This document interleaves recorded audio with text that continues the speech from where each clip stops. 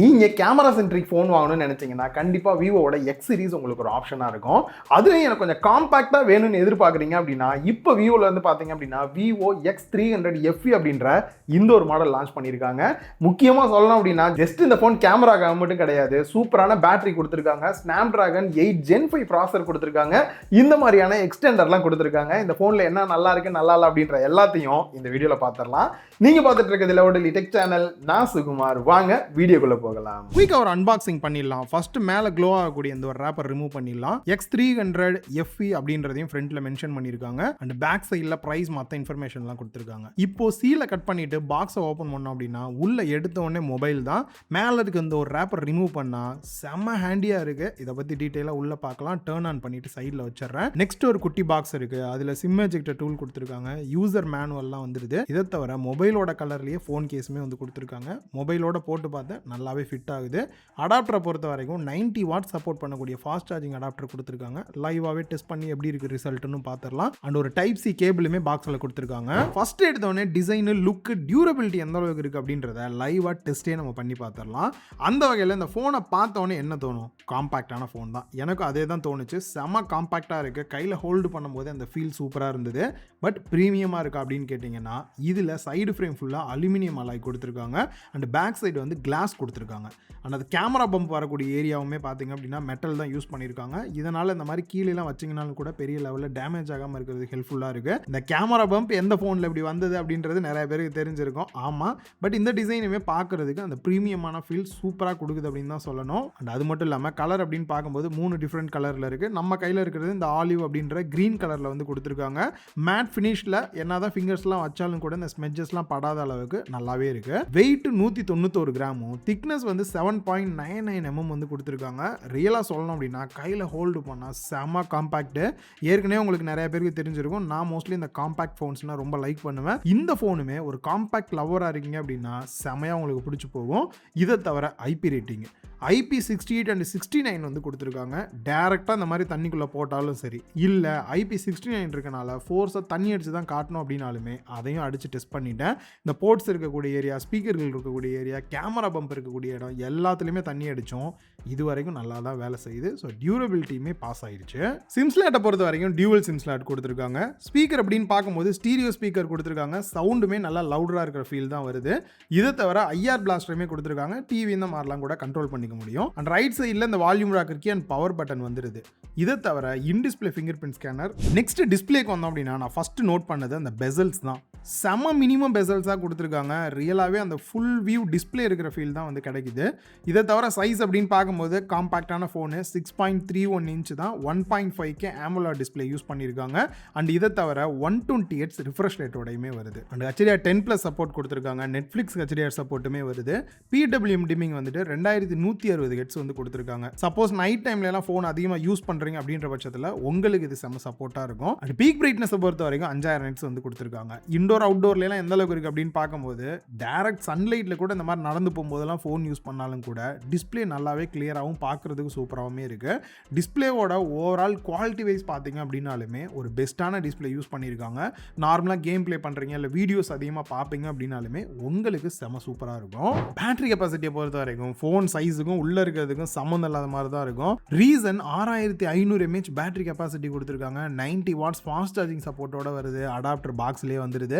And 40 watts wireless charging சப்போர்ட்டுமே கொடுத்துருக்காங்க. நார்மலாக சொல்லாமல் ரியலாகவே சார்ஜிங் டெஸ்ட்டுமே எடுத்து பார்த்துருக்கேன்.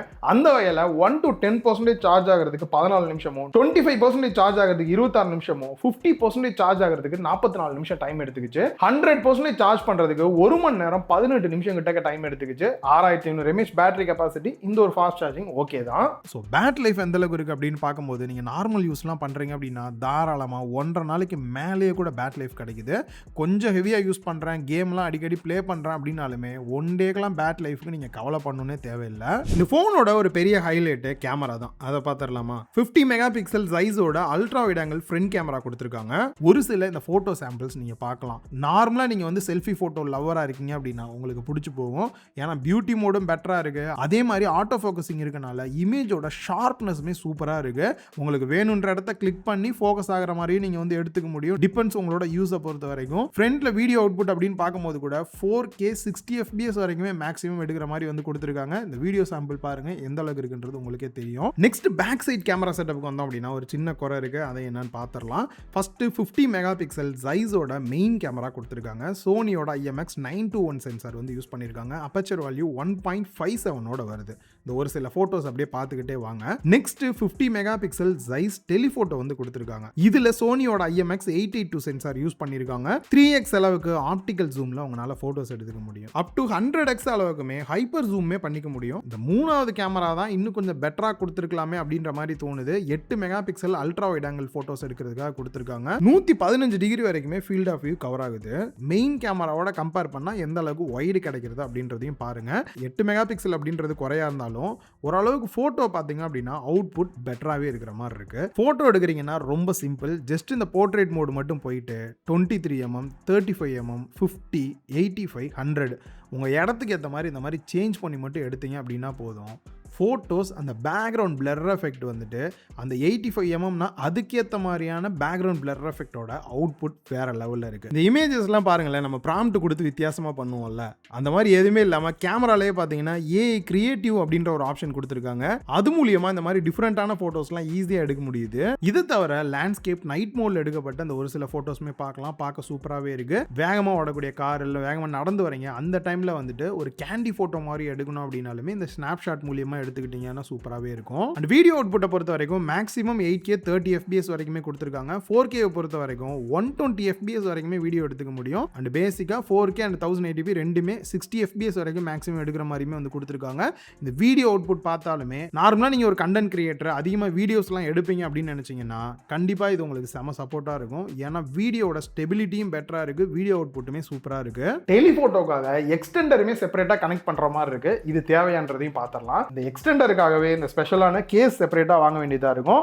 இந்த ஒரு டெலிஃபோட்டோ எக்ஸ்டெண்டர் Gen 2 பார்த்தீங்க அப்படின்னா செப்பரேட்டாக வாங்குற மாதிரி இருக்கும். அட்டாச்மெண்ட் ரொம்ப சிம்பிள் தான். மொபைலோட கேஸை மாட்டிட்டு இந்த மாதிரி லென்ஸை மட்டும் கனெக்ட் பண்ணிக்கிட்டீங்க அப்படின்னா போதும். சப்போஸ் இந்த எக்ஸ்டெண்டர் யூஸ் பண்ணல அப்படின்னா லென்ஸை மட்டும் இல்லை பாட்டமில் இருக்கக்கூடிய இந்த ஒரு அட்டாச்மெண்ட்டையுமே நீங்கள் செப்பரேட்டாக ரிமூவ் பண்ணிக்க முடியும். இதோட யூஸ் அப்படின்னு பார்க்கும்போது நீங்கள் எக்ஸ்ட்ரா ஜூம் பண்ணி பெட்டரான ஃபோட்டோஸ் எடுக்கிறதுக்கு தான். ஒரு எக்ஸாம்பிளுக்கு பார்க்கணும் அப்படின்னா லெஃப்ட் சைடில் பார்த்தீங்கன்னா 10x அளவுக்கு ஜூம் பண்ணி நார்மல் ஃபோட்டோ எடுத்திருக்கோம். கிளாரிட்டி பயங்கரமாக உடஞ்சிருக்கா. அதே சமயம் இந்த எக்ஸ்டெண்டர் கனெக்ட் பண்ணது தூரத்தில் இருக்க போட்டோவே பெட்டரான கிளாரிட்டியில் போட்டோஸ் எடுக்க முடியும். பேக்ரவுண்ட் பிளர் எஃபெக்ட் கூட DSLR அளவுக்கு வேற லெவலில் இருக்கு. நெக்ஸ்ட் OSக்கு வந்தோம் அப்படின்னா Argin OS 6 Android 16 பேஸ் பண்ணி ரன் ஆகிட்டு இருக்கு. இப்போ ரீசன்ட் டேஸில் நிறைய பேருக்கு இந்த ஒரு OS வந்து ஃபேவரட்டாக இருக்கு அப்படின்னே சொல்லலாம். ஏன்னா நிறைய ஆப்டிமைஸ் பண்ணி ஃபீச்சர்ஸ்லாம் சூப்பராக கொண்டு வந்திருக்காங்க. அண்ட் செக்யூரிட்டி பேஜ் அப்டேட்டை பொறுத்த வரைக்கும் ஏப்ரல் வரைக்குமே வந்து கொடுத்துட்டாங்க.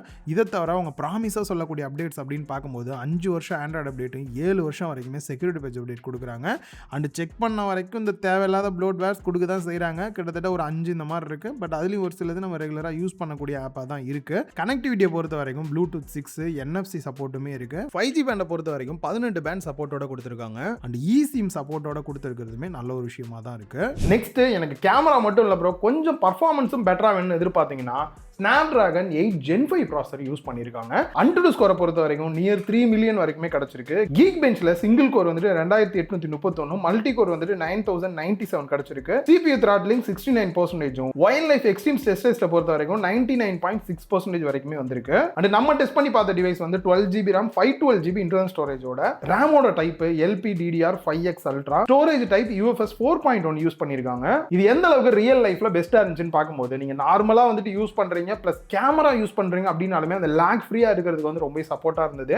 கேம் பிளே அப்படின்னு வரும்போது டார்கெட்டடா ஒரு கேமிங் போன் வாங்குறதுக்காக நீங்க இருக்கீங்க கேமர் அப்படின்னா இதோட பெட்டரான போன் நிறைய இருக்கு, அதை கூட செலக்ட் பண்ணலாம். எனக்கு கேமரா சைடும் பெட்டரா இருக்கணும், அதே சமயம் நான் அப்பப்ப கேம் பிளேயும் பண்ணுவேன் ப்ரோ, அதுக்கு சூட்டபிளா இருக்கிற மாதிரி வேணும்னு எதிர்பார்த்தீங்கன்னா கண்டிப்பா இந்த ஒரு ப்ராசஸர் இந்த ஒரு மொபைலுக்கு உங்களுக்கு சூட்டபிளாவே இருக்கும். அண்ட் ஓவராலா இந்த போன் எந்த அளவுக்கு இருக்குன்றத அங்கங்க கிளியரா சொல்லிட்டேன். அண்ட் ஃபைனலா ஒரு கன்க்ளூஷன் மாதிரி சொல்லணும்னா உங்களுக்கு ஒரு காம்பாக்டான போன் வேணும், கேமராவும் பெட்டரான ஆப்ஷன் இருக்கணும், பர்ஃபார்மன்ஸும் எனக்கு லேக் ஃப்ரீயாக நல்லா இருக்கணும், பேட்டரி கெப்பாசிட்டி சூப்பராக வேணும், டிஸ்பிளேவும் நல்லா இருக்கணும் அப்படின்னா ஓவராலாகவே பார்த்தீங்கன்னா ஒரு பெஸ்ட்டான ஃபோனாக தான் இருக்குது. அண்ட் இந்த எக்ஸ்டெண்டர் அப்படின்னு வரும்போது நீங்கள் கேமரா லவராக இருந்தாலும் கூட உங்களுக்கு இது தேவையில்லை, ஃபோன்லேயே அவுட்புட் சூப்பராக இருக்குது. அதையும் தாண்டி எனக்கு இன்னும் கொஞ்சம் பெட்டராக வேணும், அதிகமாக சோஷியல் மீடியாவில அந்த மாதிரி ஃபோட்டோஸ் எடுத்து போஸ்ட் பண்ணுவேன் அப்படின்னு நினைக்கிறீங்கன்னா நீங்கள் வேணால் அதை வாங்கி ட்ரை பண்ணலாம். ப்ரைஸ் அப்படின்னு பார்க்கும்போது எனக்குமே தெரியாமல் தான் இருந்தது, இப்போ தான் கொடுத்தாங்க, அதனால தான் எடிட் பண்ணி ஆட் பண்ணியிருக்கேன். 12GB RAM 256GB இன்டர்னல் ஸ்டோரேஜோட 80,000 ரூபா ப்ரைஸ் பண்ணியிருக்காங்க. இது இல்லாமல் எக்ஸ்க்ளூசிவாக லான்ச் ஆஃபர் இருக்குது, டிஸ்பிளேல காட்டுறேன். மறக்காம பார்த்துக்குங்க. டிஸ்கிரிப்ஷன்லையும் ப்ரைஸ் என்னன்றதை மென்ஷன் பண்ணிடுறேன், உங்களுக்கு கிளியராக புரிஞ்சிடும். இந்த வீடியோ உங்க எல்லாருக்குமே யூஸ்ஃபுல்லாக இருந்திருக்கும் அப்படின்னு நினைக்கிறேன். அந்த வீடியோ பிடிச்சிருந்தா லைக் பண்ணுங்க, உங்க ஃப்ரெண்ட்ஸ் கூட ஷேர் பண்ணுங்க, மறக்காம லவுட் எலி டெக் சேனலுக்கு உங்களோட சப்போர்ட்டை கொடுங்க.